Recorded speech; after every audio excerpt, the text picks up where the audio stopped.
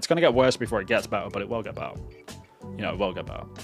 What do you think of the current AAA industry state?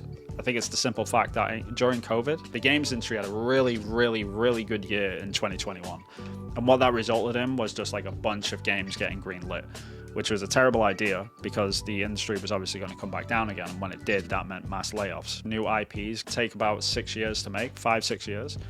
And we're in that cycle now where everyone's about to start going into full production on all these games. So we've hit this point where it's make or break. A bunch of people are getting laid off, unfortunately. And on top of that, we've had a bad year in general in terms of inflation. People aren't buying as many video games anymore.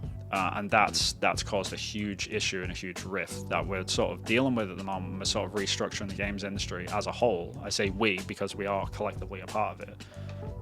We're sort of restructuring to see what the new normal is at the moment.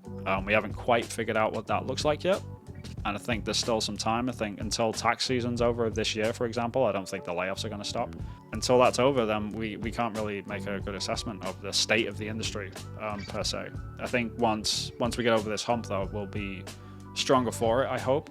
So, like, while I would like to say, you know, it is just like the AAA people, and there is some of that, don't get me wrong, like there is like the higher ups that are just trying to bleed every penny out of their studios or whatever, but they are businesses. They're trying to survive, they're trying to keep open, and we've seen like record numbers of studio closures this year as well. They have to make those hard decisions, otherwise they literally just close. It's a very nuanced situation. We can't just like give it a quick once over. I know like people like the sound bites and shit like that, and we see a lot of YouTubers and people talking about it saying, you know, like, oh, it's just evil corporation A or like evil corporation B that are just like, they're just trying to fuck over their devs. And there is some of that, but it's really not that cut and dry, unfortunately. It's not that binary.